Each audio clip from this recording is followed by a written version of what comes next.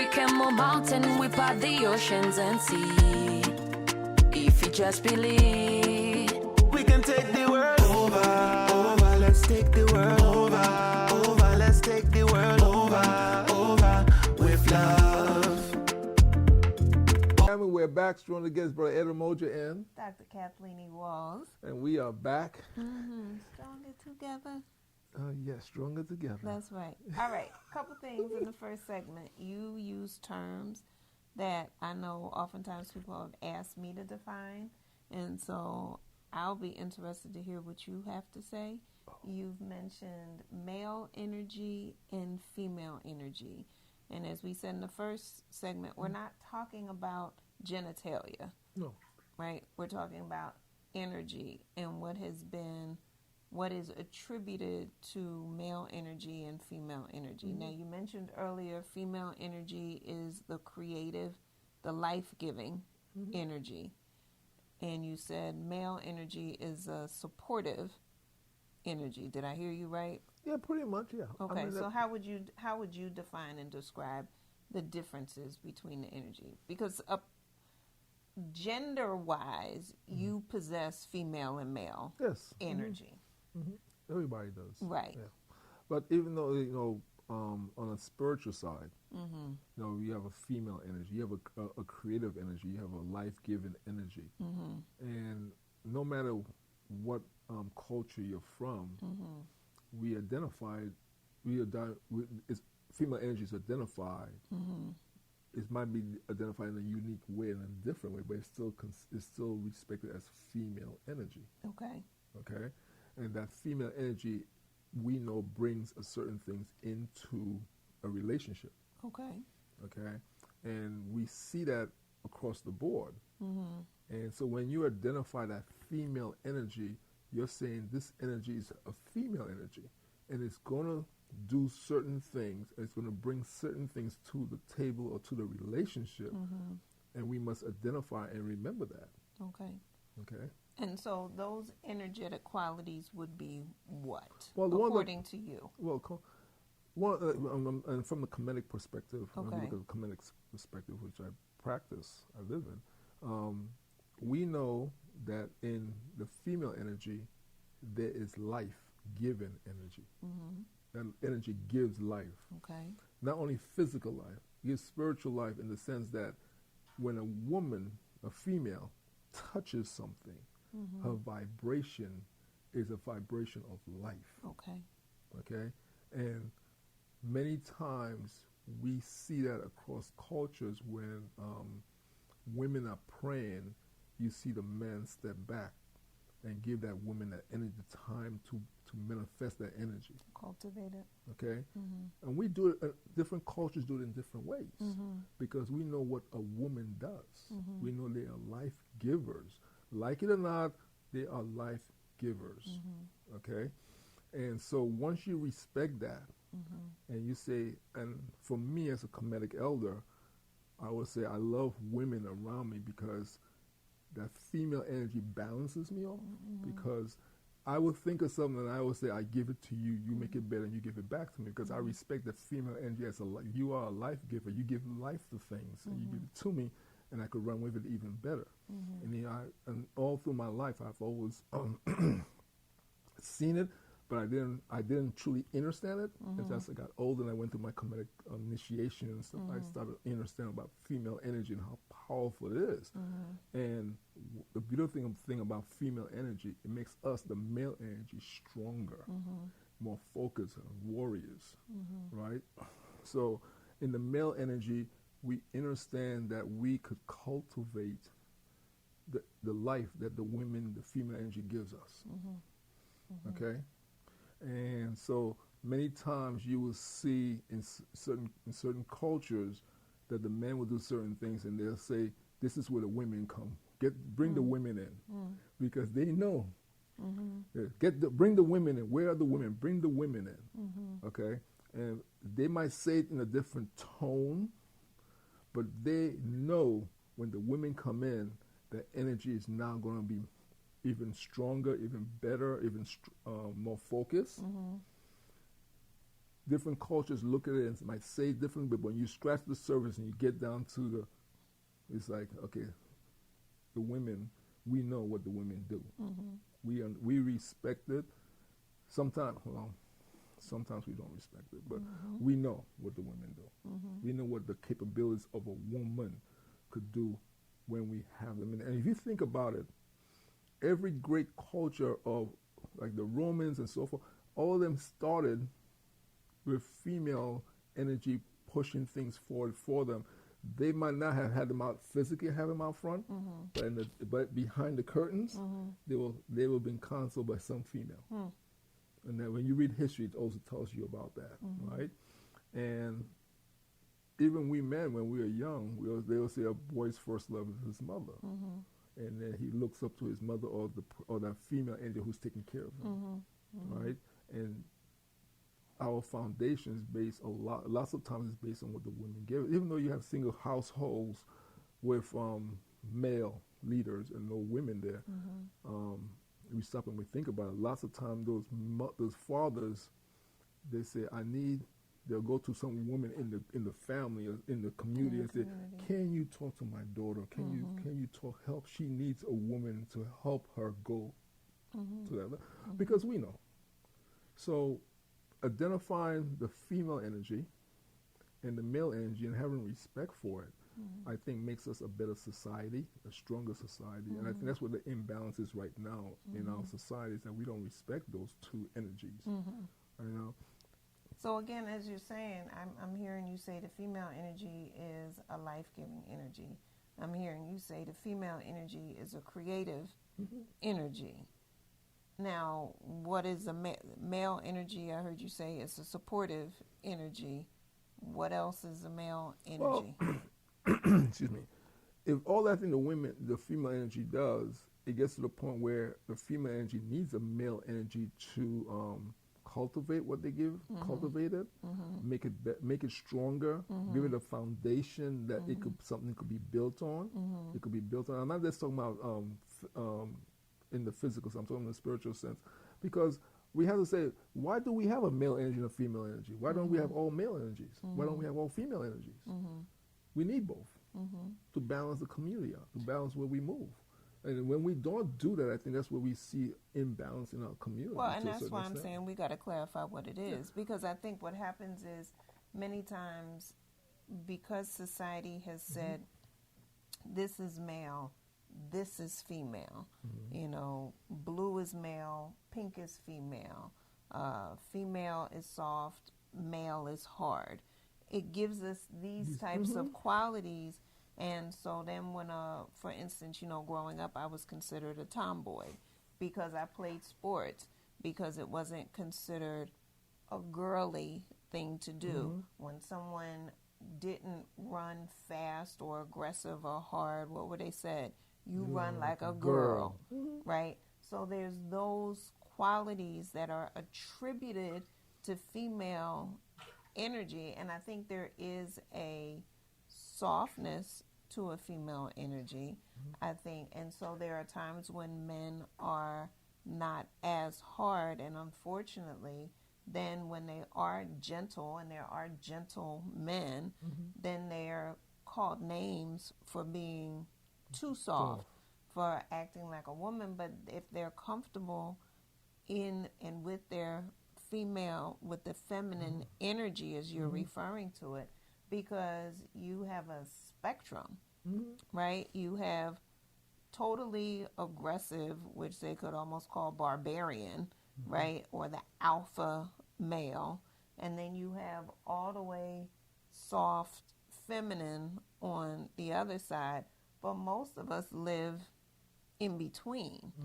And so I know when I'm tapping into what is deemed more of a masculine energy, which may be more of a stronger, aggressive, so forth type of energy that's moving me more over on this side. And I also know when I'm tapping more into my softer, more, I don't want to call it fragile in the sense of weak, but I would say more flexible. Yeah, we could go there. I think, I think throughout the years, the decades. Let me say this real quick, sorry. But I think that's what happens, and I often have my clients or anybody I'm working with, let's identify what traits we attribute with masculine and feminine, because as you can see, as we're talking about it, it's almost a challenge for us to be very specific in what masculine and feminine traits are. So we throw these terms around, but we don't really know how to define these terms until we take the time to define the terms and see, do we really mean that? And again, we're not talking gender. We're not talking male, female organs. We're talking energetic characteristics. I think that's very important we say that, Dr. Wall, because, you just said, going from one side of the spectrum to the other. That's very important, because a female energy could go to both sides. That's a male right. energy could go to both sides. Right. Because and it doesn't take away you being a male. It doesn't take away from you being a female. Right. But what we have to identify in the energy spectrum, Right. this is a more masculine energy here, and this is a more female energy over here. But the thing is, it's spirit. The energy is energy. So I might put it like this. There are times where I need to be okay. A baby, you hold. I was gonna say, I think about like a lion, right, which is deemed like high male energy, right, the king of the jungle. It does not get any stronger than that. But a lion does not treat a cub the same way it treats another male lion, right, that it's competitive with. And so at no point we would say that lion, when it's licking and caring for that cub, that it is moved into its feminine energy of being a caretaker. Technically, if we want to use that as an example. But, I struggle with it, because my thing is it feminine energy, or is it just energy? Well, I think we give names to things. Yes. So that way we could identify and give us a point of reference. Okay. Right. So when we give these points of reference, we have to understand that the point of reference I give is based on the way I was reared and where I was in my culture. Okay, and so and vice versa for everybody else. It doesn't mean mine is better than yours or yours is better than mine. It just means just a point of reference. Okay, and that's for me in my spiritual walk. I tell people I'm not a Christian, I'm not a Muslim, I respect all those titles, but I'm just a spiritual being having a human experience, and I enjoy saying that, because that way it reminds me I could sit down with a Muslim and be at peace. I could sit down with a Christian and be at peace. I could sit down with a Hebrew and be at peace. Because I say to people, I'm not gonna identify with those titles, because once I do that, you see me as what a Christian. So what's your perception of Christianity is, your perception of Muslim and Hebrew and Buddhist and all that stuff. I'm gonna sit down with you as a spiritual being, having a human experience. And then in this human experience, I'm going to respect where you come from. So that way I could... And you're going to be curious to learn about where that person comes from. I'm saying it comes down to, I don't have to agree with you, but I'm going to respect it. So you tell me you're Buddhist, I'm listening to you, and I'm like, wow, that's really cool. I could use that to help me be a better person. Not to be a better Christian or better Muslim, or whatever, just to be a better person. And so for me, I'm saying like, yes, I like this. I want to be a better person. So I'm going to listen to this Buddhist talk about this. I like that. I'm going to listen to this Muslim talk about this. I like what that Muslim is saying. It's helping me be a better person. I can see how I could use this in my life. So for me personally, I always tell people I'm just a spiritual being having a human experience. They say, well, what religion are you? I say, I'm a spiritual being. And they look at me. I say, I embrace spirituality. Right. And so people have, and I know why people have issues with it, because we need these boxes to identify people with. Oh, you're a Christian, okay. Oh, you're a Muslim, okay. Oh, you're a Hebrew, okay. So the boxes that you've been given, or when you were, as you grew up and as you went, you're able to put these. Now I'm coming and say I'm a spiritual being having a human experience. You don't have a box.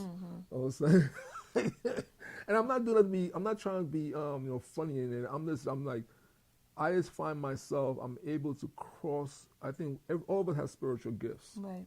and I think one of my strongest spiritual gifts is able to sit down and break bread with people. Once we respect each other, we don't have to agree with each other.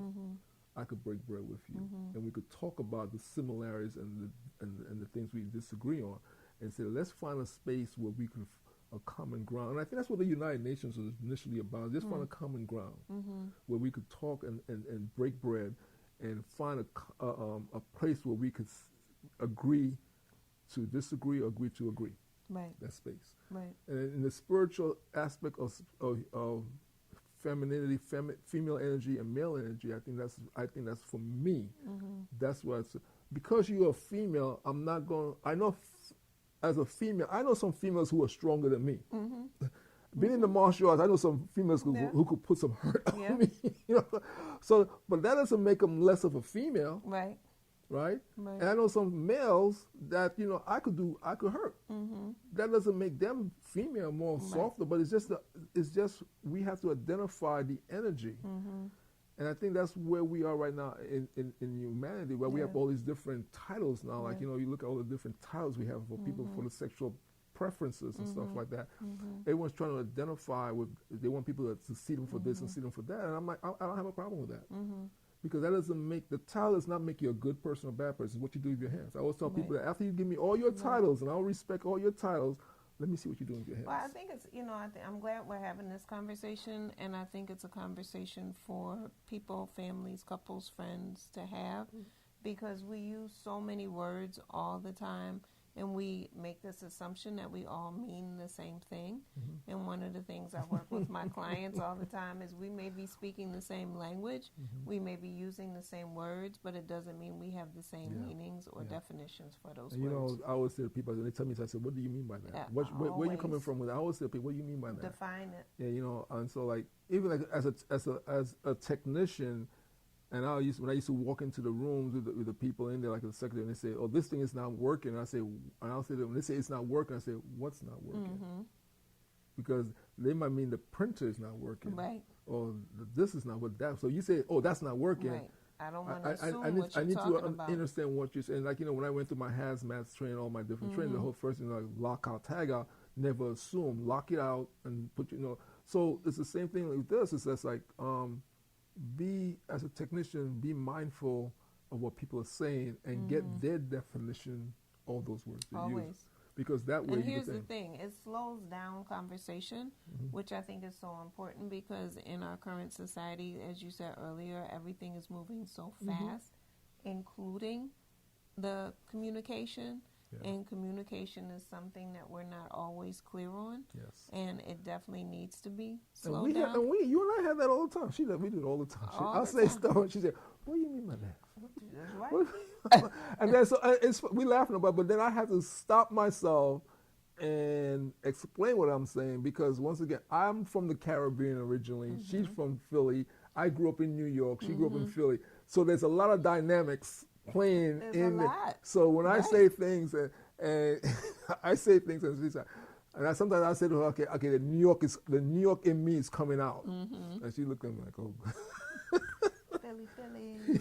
So you know, it's just so all those dynamics, and that's just us. You know, and imagine if you're in a room with a child, and the child has parents, and the parents are from different countries, and then there's so all of a sudden, you know, there's a lot. I mean, there's a lot of differences. Yeah. So he's born in St. Lucia. I'm born in Philadelphia, Pennsylvania. You grew up in New York. I grew up in Philadelphia, Pennsylvania. You're 10 years older than I am, so there's that generational decade differences on what was going on throughout your early developmental years versus what was going on.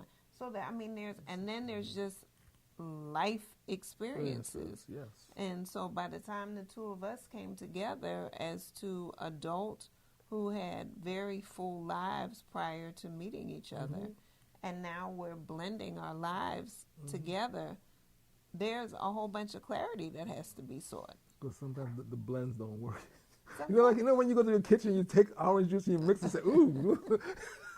It's a heck of a blend. Woo! Right. Yeah, I think when we talk about the title stronger together, those two words are very powerful, because we talk about stronger together. So when we come together, we become stronger. And what makes us stronger? What makes us stronger is the respect we have for each other, and understanding there's a difference. and not letting that difference stop us, but making that the difference makes us stronger, not weaker. And some people need to understand. A lot of that people think differences. Like I say, I love people who speak languages that I don't know. I love it. People say, "Wow, you got." I said because it makes me stop, and then we start to break things down, and and then it sometimes makes me go to look for someone who could interpret it for me. Okay. And even in you go to different languages, people say, "Oh, they're from the north and we're from the south, so we say it, we do it differently." You're like, we're the same country, right? And so we have to, in this 21st century communication, I think we have to be very mindful. And I think that's why a lot of our leaders, like the presidents, they always have everything's written up because they want to make sure they don't say the wrong word, the wrong thing to start a whole bunch of issues for them. Right. Well, I think one of the things we're going to come back and we're going to look at another word that people use all the time, but don't take the time to define it. So, oh boy, we'll be back in a moment on Stronger Together. All right, here we go, family.